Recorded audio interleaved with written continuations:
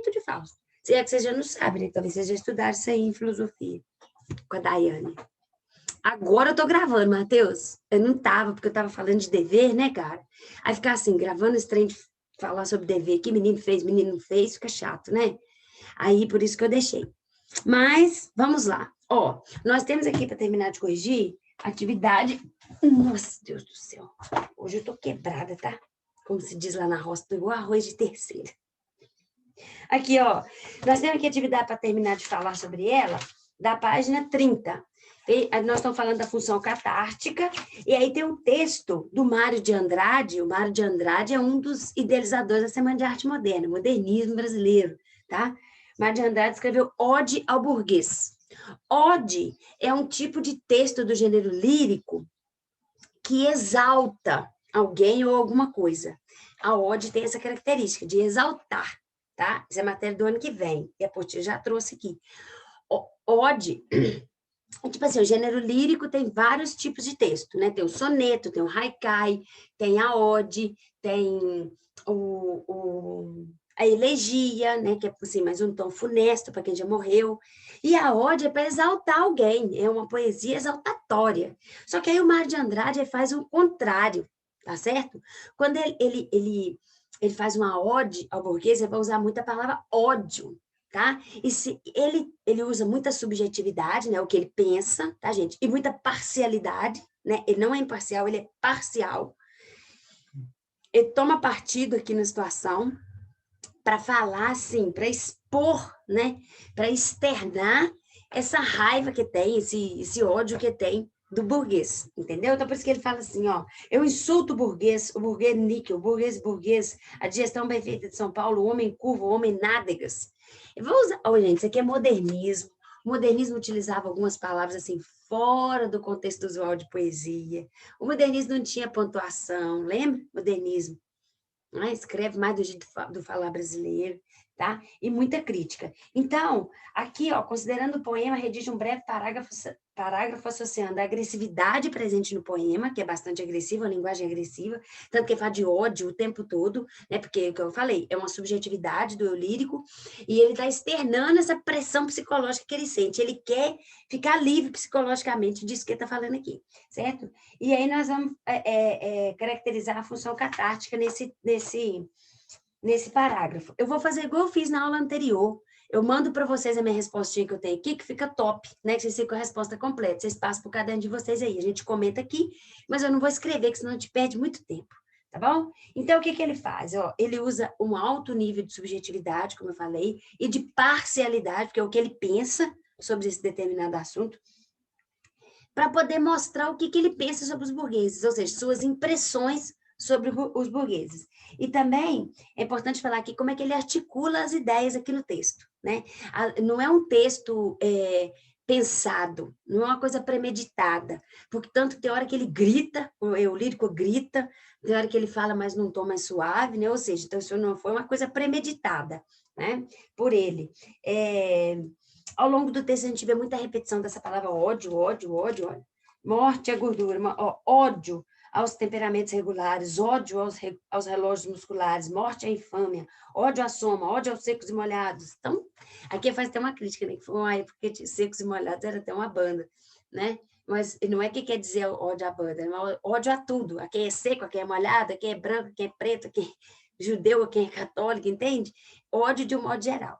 Então, o ode, que é o tipo de texto, né, do gênero lírico, ele acabou trabalhando essa palavra de um jeito diferente, né, a grafia, né, a paronomásia, lembra da paronomásia que a gente estudou no passado, né, que é explorar palavras que têm semelhança gráfica, mas que não tem nada a ver do significado, né? É o ode e o ódio, ok? Então, vou mandar para vocês depois essa resposta aqui, lá no Zap, que aí vocês copiam direitinho e fica com a resposta completa, tá? A questão 24 depois vai falar aqui, ó, nada pode tirar minhas esperanças. É sobre os dois textos. Nada pode tirar minhas esperanças, é do Luiz de Camões. É muito bonito esse soneto, né? O soneto tem forma fixa, ele tem 14 versos divididos em 2 estrofes quarteto e 2 estrofes terceto, né? Nós já aprendemos isso ano passado, ano que vem nós vamos ver de novo. Mas ele fala assim, olha, busque amor, novas artes, novo engenho para matar-me e novas esquivanças, que não pode tirar minhas esperanças, que mal me tirará o que eu não tenho. E ele termina falando assim, o soneto, a primeira estrofe introduz o tema, e a última estrofe, o último terceto aí, é como se fosse um apanhado geral do poema em si. Aí ele fala assim, que dias há que na alma me tem posto um não sei quê, que nasce não sei onde, vem não sei como e dói não sei porquê. Né? Então, esse soneto trata da complexidade e das implicações amorosas, discussão recorrente na literatura de todo mundo. Claro, né? O homem romântico que sofre, que prefere até morrer, né? Que é a literatura evasiva. Mas essas complicações amorosas, essas complicações que o romance traz, né? Isso é temática da literatura desde que o mundo é mundo. Essa recorrência se deve, em grande parte, ao fato de muitas pessoas se identificarem com questões relativas ao sofrimento e à vivência amorosa. Assim, muitas pessoas, quase 99,9% das pessoas, se identificam com isso aqui, porque todo mundo sofre de amor. Por isso que quando a Rita chega na cartomante, a cartomante olha para ela e fala assim, você, tô vendo aqui que você gosta de alguém e tem medo de perder essa pessoa. Claro! Isso é uma fala genérica que serve para qualquer ser humano. Tá certo? Qualquer ser humano. Porque por mais que ele não tenha um amor, o grande amor da vida, tem uma mãe, ou ele tem um irmão, uma irmã, ou filho, ou pai, ou um amigo que ele ama demais. Todo mundo tem alguém. Não existe uma pessoa que não ama outra pessoa e tem medo de perder. Não, não pode, não existe isso. Entendeu? Mas quando fala de questões amorosas, é questões amorosas afetivas, né? De relacionamentos. Então, ó, nesse poema de Camões, que elementos poderiam ser tidos como responsáveis por essa identificação relacionando a sofrimento amoroso, né? Aí, quais são os elementos que nós temos aqui, ó? Primeiro, em cada uma das estrofes, nós temos vários traços que nos indicam essa relação. O lírico faz referência, por exemplo, a estar desesperançoso, né? A intensidade do amor que ele sente. Olhai que de esperanças me mantenha. Vede que perigosa segurança. Perigosa segurança. Se é perigoso, não é seguro. Se é seguro, não é perigoso. Né? Paradoxo, uma antítese aqui. Por que ele fala desse paradoxo? Uma perigosa segurança, que é o amor, gente. Mas uai, tipo assim, né? Você ama a pessoa, você está seguro com aquela pessoa ali, mas você ainda tem um perigo. Por quê? Porque o amor, ele é indomável. É ele que te domina, certo? Não é um sentimento assim que você doma, você fala, não quero mais, pronto, acabou, põe um ponto final, uma pedra. Não é assim que as coisas funcionam, não. Certo? Então, por isso que é uma perigosa segurança. Por mais que você esteja seguro que tem um grande amor, mas ainda assim, você fica sempre receoso de que algo possa acontecer, certo? A outra, na terceira e na quarta estrofe aqui, ó, a gente vê essa confusão do amor, né? Da origem do amor. Mas conquanto não pode haver desgosto onde esperança falta, lá me esconde amor o mal que mata e não se vê.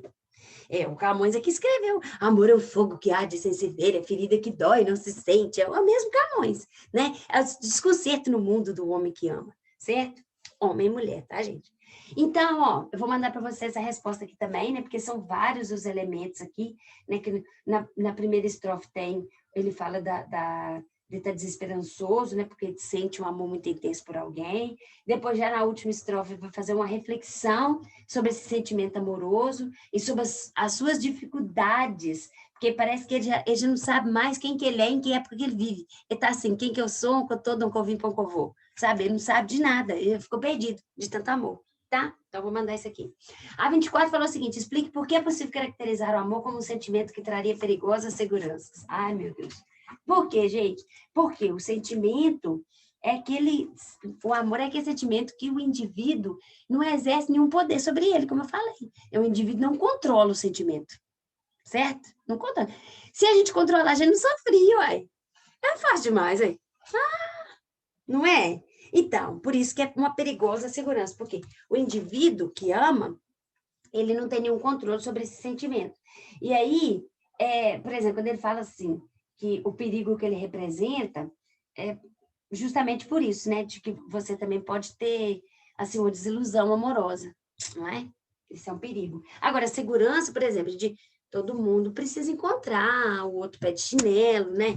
Ah, se casar, constituir família, sei lá, ou quem não quer ter filho, mas pelo menos se casar, ter uma vida a dois, porque isso é uma segurança, não é um ampara o outro, um suporta, no sentido de dar suporte ao outro, entendeu? Então, por isso que seria uma segurança, né? E assim, desde os tempos antigos, as mulheres veem no casamento uma seguridade, né? Quando o pai e mãe morrem e a menina fica órfã, misericórdia, como é que essa menina vai fazer na vida? Não tem pai, não tem mãe, não está casada, entendeu? Ainda mais mulher, entende? O que é essa segurança? Né? Isso faz parte assim da cultura humana também, ok? Então, pronto. Depois dessa questão 25 é sobre esse texto aí, ó, do morador de rua, que teve 85% do seu corpo queimado, e aí o autor vai usar, assim, uma certa dose de ironia, né, para falar que os vizinhos, os mendigos ocupam nossas calçadas, a gente quase passa por cima deles para poder ir almoçar, mas eles são invisíveis. Eles são invisíveis a olho nu. Ele até fala isso, né? Os mendigos, eles são invisíveis a olho nu. Por quê? Porque a gente não enxerga a pessoa. A gente vê o mendigo, né? Pessoas que não existe morador de rua, né, gente? Pessoas em situação de rua. A gente até vê, mas a gente não enxerga, a gente não para, a gente não conversa, né? A gente tem medo de ser atacado, a gente tem medo de ser roubado, tá entendendo? Então, eles são invisíveis a olho nu, porque a gente não vê, né? E aí ele fala assim, o ser humano é muito religioso, né? Dobra o joelho no chão, o joelho até faz calo, rezando pela paz mundial, mas não está enxergando o vizinho que está ali na calçada do outro lado da rua, né? É muito engraçado como que gasta toda a sua fé, né? Traduzindo o que falou aqui, o Sérgio Vaz. Muito engraçado que gasta toda a sua fé pedindo uma obtenção de um bem próprio, né? Pedindo a Deus para, sei lá, para prosperar na vida, mas esquece do vizinho que morreu queimado, né? Pessoa que morreu queimada, porque a outra pessoa pôs fogo. Olha que loucura, entendeu? Então, ele vai fazer essa crítica aqui. E aí, o que ele fala? Ó, fala da ironia, né? Localize no texto de Sérgio Vaz 2 casos em que se emprega a ironia e explique a utilização dela. Já falei, né? Ele fala que eles são invisíveis a olho nu, e ele fala também que a sociedade, a humanidade, tem uma parte aqui, gente, depois eu vou mandar para vocês. Ah, nós, os filhos de Deus, privatizamos até as migalhas também, né? Que as pessoas... Parece que não pode ver... por exemplo, dono de restaurante não deixa as pessoas de morador que vivem em situação de rua, os chamados moradores de ruas, pegar o resto de comida do lixo. Aí fala que nós, filhos de Deus, privatizamos até as nossas migalhas. É difícil vê-los, somos cristãos demais para enxergá-los. Isso tudo é ironia que eu estou usando. Tá bom? Ok? Ok, galera do meu coração? Eu vou mandar essas respostas para vocês. Eu quero que vocês deem uma lidinha nessa parte aqui da apostila, que fala do texto literário, texto não literário, porque você vai ver que o texto não literário também tem uma função social. O texto não literário é uma campanha publicitária de vacinação, então ele tem uma função, ok? Está tendo campanha de vacinação aí contra a gripe, né? Então, assim, o governo está investindo pesado para poder fazer com que o povo vacine, porque é um meio de barrar, né, a contaminação pelo vírus da Covid já, porque se a pessoa estiver gripada é mais fácil de pegar, ou então de confundir os sintomas, né? Então, para evitar a gripe, né? E aí, quais são as funções do texto literário? Vocês vão dar uma lidinha aí no texto literário, o texto não literário, desculpa, da página 34, linguagem, a denotação como ferramenta linguística. O que é denotação, gente? É utilizar as palavras fora do seu sentido habitual, certo? A denotação é característica de texto, no seu sentido geral. A denotação é do jeito que está no dicionário, né? É o significado da palavra do jeito que está no dicionário, ok? Não é sentido conotativo, não é sentido figurado. Sentido denotativo é sentido real, certo? Se você olhar lá, a palavra fera, um animal feroz, que é selvagem, que pode atacar, certo? Fera, denotativo, sentido do dicionário, ok? A denotação como ferramenta objetiva. Nós já vimos lá atrás no texto literário que a conotação é a ferramenta do texto literário, né? As figuras de linguagem, né? E aqui nós vamos falar da denotação, porque nós vamos falar do sentido denotativo e o texto literário e sua função social. E aí vocês vão ler aí quais são os meios de circulação. É só até a página 37, tá bom? A 34, metade da 34, que na verdade tem uma imagem aí bastante grande. Pouquinha coisa, gente. 34, 35, 36 e 37, tá bom? E aí tem exercício aí, vocês podem fazer. Eu quero comentar com vocês sobre um exercício que está aqui, ó. Está falando sobre texto literário e não literário, lá na página 42, vocês vão ler também. O que é texto literário e não literário? Aqui, ó, pega lá na página 47, que tem aqui um quadro, olha, que tá vendo aí, página 47? Texto literário e não literário. Que está dando as características de texto literário e texto não literário. Por exemplo, o texto literário tem função estética. Lembra que o texto literário é para mudar esteticamente o indivíduo? Já o texto não literário tem função pragmática, que é a função de passar um conceito de alguma coisa, né? Você entra no avião, por exemplo, aí está lá vários dizeres do capitão, ou do computador de bordo, alguma coisa assim, que vai estar explicando como que você deve agir no caso de despressurização da aeronave. Isso tudo tem uma função de te ensinar alguma coisa, né? Então, essa função pragmática do texto não literário. Linguagem do texto literário é predominantemente subjetiva, linguagem subjetiva, né? O eu lírico ou o narrador, ele usa muita subjetividade para falar sobre o tema que ele está falando. Já o texto não literário tem que usar a linguagem objetiva, né? Tem que ter objetividade, tem que ter um foco, não pode ficar desviando. Não é, por exemplo, 3 pessoas lêem o mesmo texto não literário, eles têm que ter a mesma interpretação do texto não literário, né? O texto não literário não pode deixar margem para várias interpretações. Por isso que tem que usar uma linguagem denotativa, ok? Pode ter ambiguidade, não pode ter figura de linguagem. Uso predominante da conotação no texto literário, uso predominante da denotação no não literário, justamente por isso, né? A conotação é responsável por causar essa ambiguidade, é como ódio ao burguês, ódio virou ódio, tá ligado? Então, isso é o texto literário, né? Já o texto não literário tem que ter objetividade, não pode ficar fazendo jogo de palavras, ok? O texto literário também vai ter uma plurissignificação. As palavras têm mais de um significado em determinado contexto, né? A chamada polissemia, né? A plurissignificação. Já no texto não literário, a leitura tem que ser unívoca. Ou seja, você lê, eu leio, Ana Júlia, Gustavo, Débora, Matheus, qualquer um que lê vai ter a mesma interpretação. Não pode cometer equívoco, entende? Tem que ser unívoco, né? A interpretação tem que ser a mesma do texto não literário. O texto literário preza a relação entre forma e conteúdo. Lembra da poesia concreta, que aproveita o espaço em branco da folha? Então, vai prezar a forma do texto e também o conteúdo, né? Tem que ser conteúdo, não pode ser só conteudista, não pode ser só conteúdo, mas também não pode ser forma, apenas, né? Tem que ter conteúdo. Já o texto não literário privilegia o conteúdo dado seu caráter comunicacional. Não tem esse negócio de fazer desenho com texto não literário. Observa o jornal. O jornal é todo escrito em coluninhas, justamente para facilitar a sua leitura, né? Já pensou um jornal, a página de jornal com a linha inteira? Você vai se perder, certo? Então, por isso que o jornal é escrito em colunas, para facilitar a sua leitura, e a linguagem do jornal ela tem que ser objetiva. E quem escreve a matéria não pode dar a sua opinião, não pode emitir sua opinião, e tem que ser objetivo. Se ele emitir sua opinião, ele está sendo subjetivo. Não pode. Ok? Entendido? Então, privilegia o conteúdo, ou seja, conteúdo do texto. Beleza? Ô, Gustavo, bom fim de semana para você também, cara. Tudo de bom? Tira dúvida comigo. Lê o livro, galera. Vamos ler o livro, tem a página 110. Capítulo o que mesmo que nós falamos? 65. Esses lugares romanos.